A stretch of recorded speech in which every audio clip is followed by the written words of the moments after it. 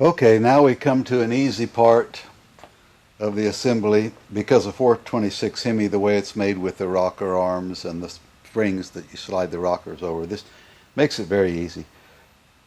What we're trying to do is put in the push rods and adjust the valves, but in reality, all we're really going to do is adjust the valves and put the push rod in first. So, if we're going to adjust the valves, and they have a 4-position method, but I never can find that chart when I'm looking for it. You can use it on low lift camshafts like Stockers and like this one, but this is an 8-position method and it works fine. This sticker, you get to peel this off and put it on your firewall, and then you don't have to go looking for it. So first thing we need to do is top dead center, number 1 firing. Well, I put the balancer on top dead center, and it looks like number 1, both lifters are all the way down. So if that was the case, then number 6, because it's the 5th piston, 1, 8, 4, 3, 6, 6th piston would also be at top dead center, except it would be during the overlap phase, and that's what it looks like because the lifters aren't all the way down. So we know we're on number 1 firing. So first thing to adjust, we're going to adjust number 2 intake, number 8 exhaust at this setting, then we move it 90 degrees and go to the next 2 and so on.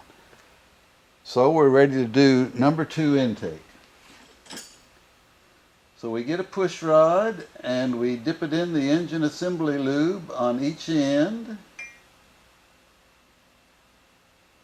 and then slide the rocker arm over and stick it in. That's pretty easy, right? Now on these adjusters, ARP says to use a little bit of, Stage 5 says use a little bit of ARP lube on these adjusters to keep them from galling. I guess they're worried about dissimilar metal.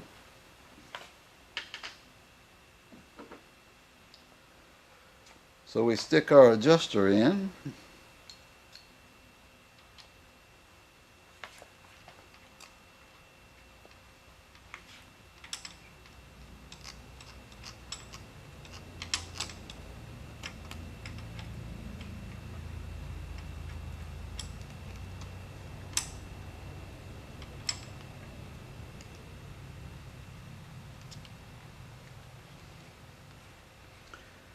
Get it down where we want it. The spec on the cam card says 20 thousandths hot. So I believe on a 426 Hemi with aluminum heads, I believe you do -7, which means that we would want to be around 13 thousandths.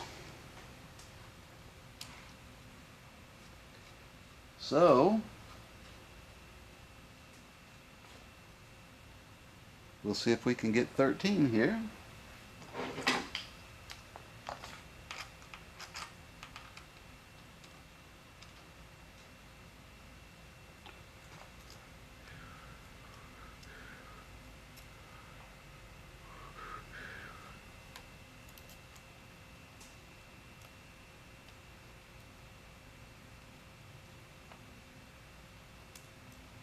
Yeah, that feels close to 13.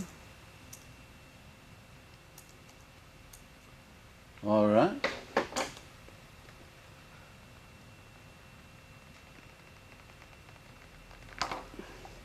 This has got a built-in torque wrench. This is a LSM. I love it. And now we recheck to make sure we didn't slip anything on 13, and that feels good.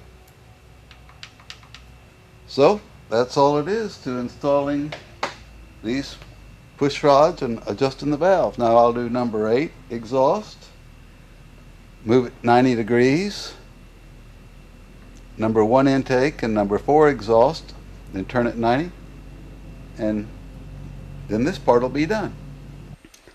Okay, the push rods are in and the valves are adjusted.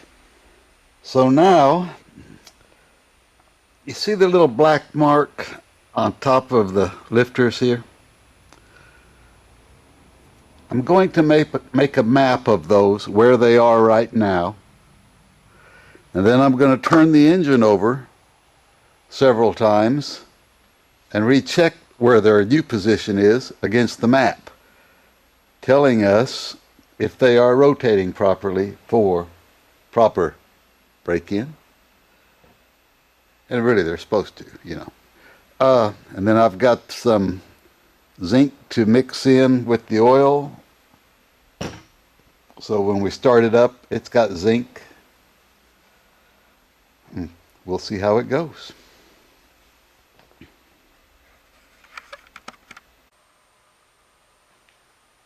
Okay, that was a little over 4 revolutions, and they're nowhere near where they were.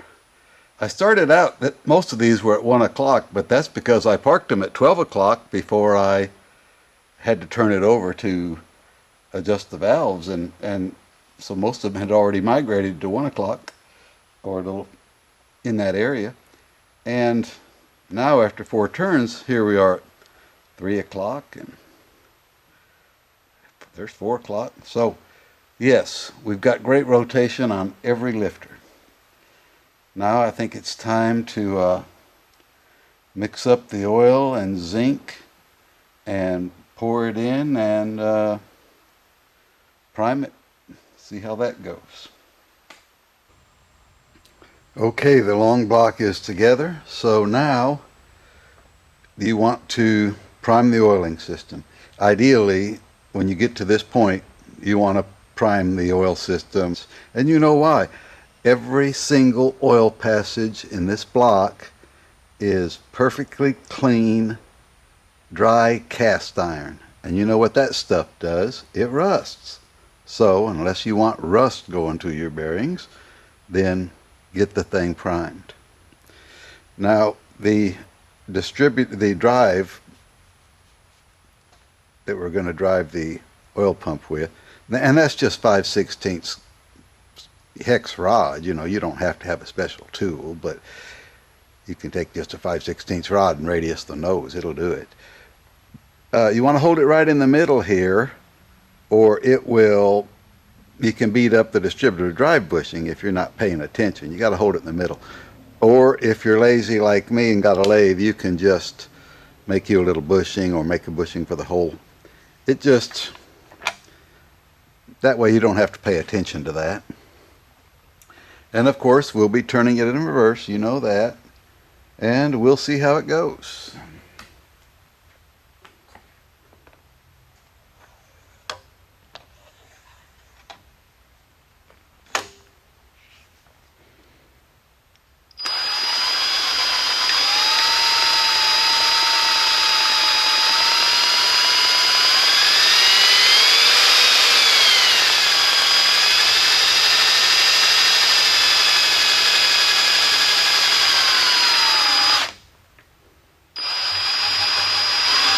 Shouldn't be taking near this long, really. There we go. This is a stock oil pump. So I don't know if that relief spring, I thought a stocker was 60. Boy, that one's oiling over there awful quick.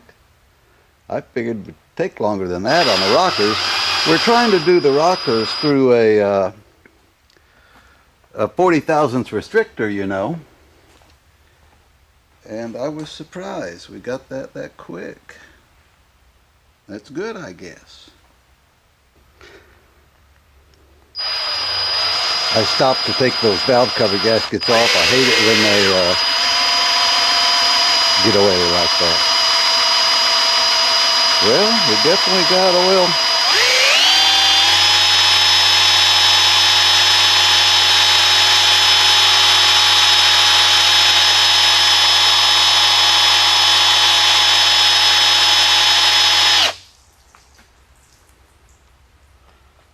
All the exhausts are getting oil.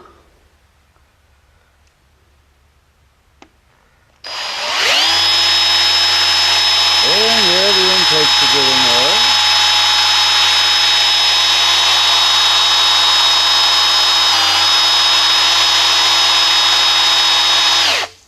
I'm surprised that stock pump isn't pumping more than 50, but that's okay.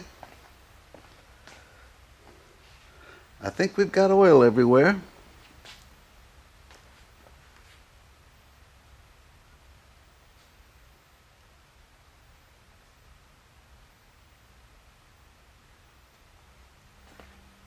I think we're lubed up. Well, I couldn't figure out why we only had 50 pounds of oil pressure, but duh, that's a regular M63 pump and it doesn't come with the Hemi spring in it. So all you have to do is get a Hemi spring. And then voila, over 75 pounds. So life is good. Now we're down to the intake manifold. And it is a little different on a 426 Hemi, so we'll go over some of those things. First of all, if your block has been decked a lot, then the intake manifold, the studs are going to be trying to hit, and you're going to have to elongate that hole a little bit. You can do it with a rat tail file if you're man enough, but it'll take all day. It's easiest just to mill it with a 5/16 end mill and bring it in 100 thousandths or so so the intake manifold will fit because of the bolts being vertical. I prefer, normally we're using aluminum heads nowadays, so I prefer studs. That way you're not using bolts into that aluminum over and over. And studs also hold the gasket better when you're putting the intake manifold on. The main thing is the China wall here. And we used to have little roll pins drove into these three, and that kind of helps hold your material here. I liked that, but now they thread this for some reason. I don't know why. But there's a few different styles of material here to use on the China wall. I think cork must have been original, and then we went to the foam, and I prefer the foam. And then nowadays sometimes you get gaskets and they don't come with either one, and people use silicone nowadays here. But the foam, if you like the foam, and if your gaskets didn't come with any, you can get this at Home Depot and make your own. Notice how it's pointed on the end, and that is to fit in those little cutouts right there. And of course you'll have to put some little ultra black or something right here to keep it from leaking. But a lot of people nowadays have gone to the silicone, and I didn't do that for about 10 years, but after I started doing it, it does come out perfect every time. I like it. If you're going to take the intake manifold off and on, it's a little easier to use the foam, because that, you don't want it. You're going to want to redo the silicone every time, and that's kind of a messy situation. The intake manifold is rather difficult to torque down properly.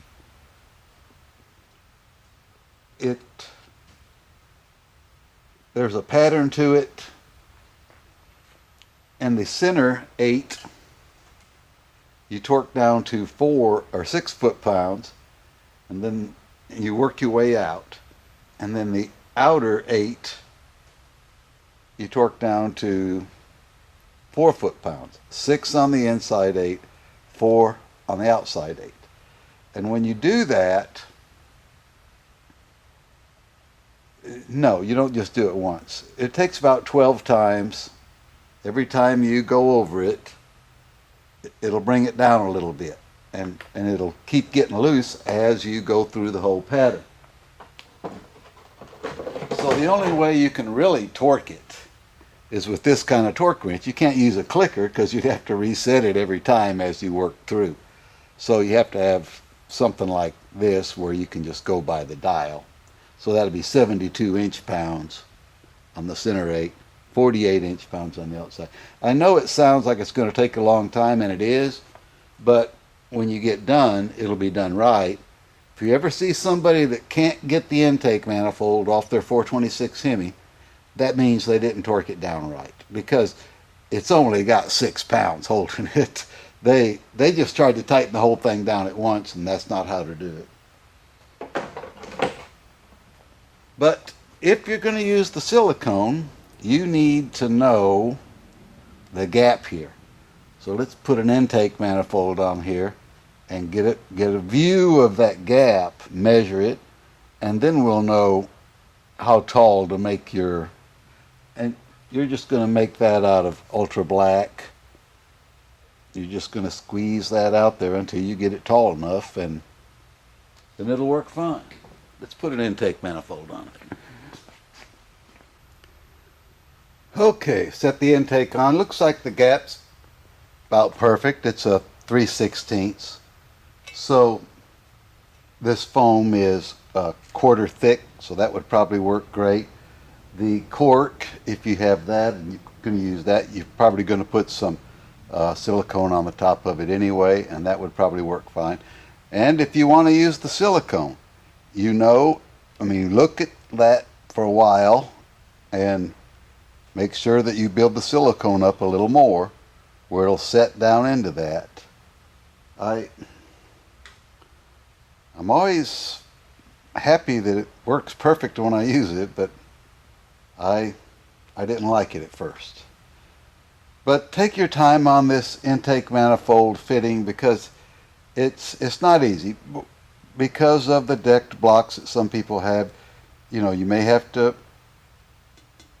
like I say, mill that out or rat tail file. Don't force it's got to fall down on its own, all the way down on its own. You don't want to be working against the studs. You don't want the studs hitting the side. And torque it properly. Torque it properly over and over.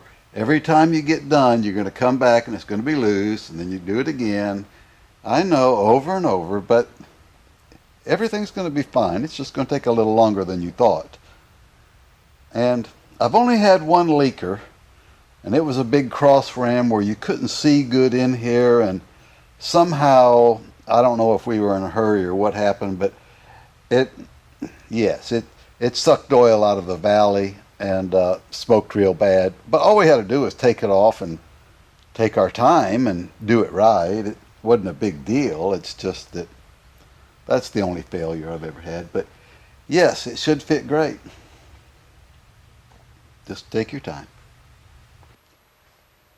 The reason I haven't bolted the intake down yet is this really isn't the intake that I want to run.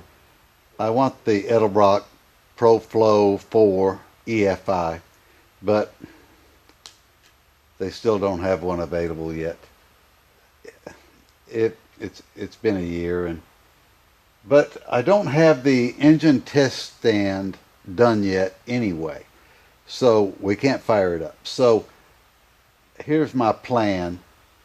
I'm gonna go to work on the test stand, and when I get done with it, if Edelbrock hasn't come up with a ProFlow 4 for me, then I'll just buy whatever intake and carburetors and distributor, and we'll go with that. The ProFlow 4, it's expensive, yes, $3,000, but of course you're getting an intake manifold, you're getting 2 throttle bodies, you're getting the fuel rails, you're getting the controller, and you're getting a distributor. You have to use that distributor because it has a cam sensor in it, cam position sensor, so you have to run that distributor. But the reason I like it so much is it's a real nice package, literally bolt on, supposedly. I know you're thinking I can't figure out EFI, and I never said I could, but I'm willing to give it a try. But the reason I like it, it's the stock height of a street Hemi. It's the stock spacing of a street Hemi. It takes a street Hemi air cleaner. And what all this means is you can put it in a shaker car or a air grabber car.